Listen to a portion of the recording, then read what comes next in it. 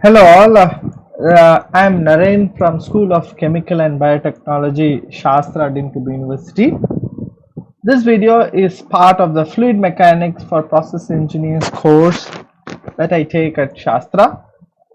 We are in Module 2, the Learning Capsule 2.2, where we are discussing on the different approaches that are typically adopted while studying fluid mechanics. And this is primarily based on what is the focus of the study in the fluid mechanics applications. Now, if you recollect from the earlier learning capsule and analyze the kind of questions that we have thought, we can broadly classify the objective, sorry, we can broadly classify the objective or the focus of our analysis of fluid mechanics problem into two types. One, wherein we are primarily interested in the gross, or we can say the overall features, right? And in another aspect, we are interested in the minute details, right? For instance, if you recollect either we have discussed three illustrations, and I am sure that you might have also built your own examples. Now, in the examples where we are talking about either the design, what diameter to use, is this length of the pipe sufficient or not, or what should be the length of the pipe, what would be the flow rate that we want to use, what is the power consumption, or we call it as energy rate in different contexts. So these are all the overall, the broad picture, right?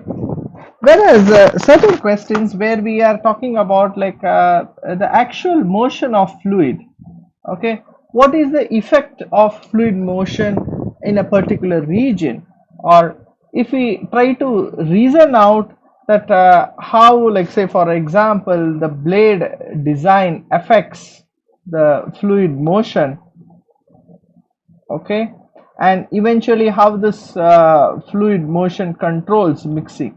If we want these kinds of information, this is another category, right? So sometimes we require a detailed information, we are looking for a detailed information, and sometimes we are looking for a gross information, for an overall picture, or we can call this as a big picture. Now, based on what we are interested in, this forms the two celebrated approaches, or the two approaches that are adopted in analyzing the system from the fluid mechanics perspective.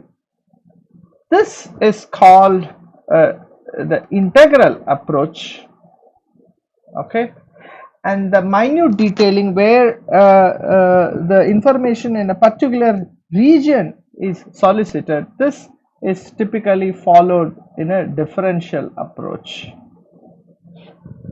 Let me explain this approach, the two approaches. Let's first take the differential approach. As the name suggests, the equations governing the differential approach. So if we adopt the differential approach to analyze a fluid mechanic problem, or rather I would say a system, then essentially the equations are of the differential equations. This could be either of ODE type, or this could be of PDE type. We will get back to this in later, but essentially the differential approaches stems out from the equation system, from the model, which consists of differential equations, either the ODE or the PDE. The differential equations essentially give a detailed information at every spatial point, okay, or in terms of time. So we will be able to resolve the spatial dimension or the time dimension. So that means essentially we will be able to find any quantity as a function of space. So this xy stands for the 3 dimension of space or of time. Now, because this is a differential equation, the solution, now the solution here could be an analytical solution or a solution which is arrived using the numerical approaches and sufficiently factored in the analysis thereafter, which I'm not going to explain detail at this stage, but the solution in general of a differential equation is continuous in nature within the domain in which it is solved. Okay, within the domain with which the equation is solved, right? And obviously this is much more than rigorous in nature, because it gives in a system the entire detailing of how the fluid motion happens, what is the effect of every particular element, every particular component in that fluid system. So this is the genesis of the differential approach. Now if you take the other approach, which is primarily the integral equation, right? The integral approach for analyzing fluid mechanics, it's not the equations are going to be of integral type. In most cases these equations are algebraic equation. They need not be linear, right? But they are algebraic equations. They give the overall picture. They tend to give the overall picture or the information in a given system. They don't give the point-to-point information, but they give how the complete system essentially behaves. And the advantage is this is rather most easy to solve when compared to, or more can be implemented in a much shorter time when compared to the differential form of equation.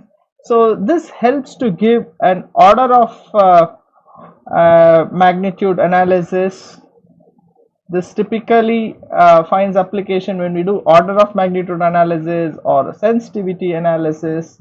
We just want to get a feel for some engineering numbers in a given system, like say for example, if we change the diameter from D1 to D2, what happens to the energy consumption? If these are the questions that are there in one mind, we typically go for an integral approach of analyzing a fluid mechanics problem. Now this integral approach again is again generalized. It's not like just only the differential approach is going to be generalized. The integral approach of analyzing a fluid mechanics system is also generalized, but for every system we need to evolve, we need to customize, we need to tune the parameters of this model to that particular fluid mechanics system.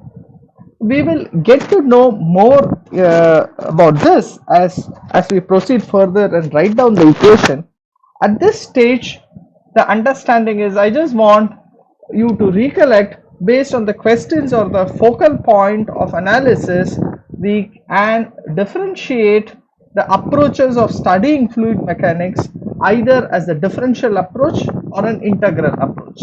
The differential approach gives very minute details or the point values, whereas the integral approach gives the overall information. For further readings on these topics, I would like to suggest you to go through both of these books. At least one of these books you should go through, and that will help you to crystallize your ideas further. Thanks for watching this video.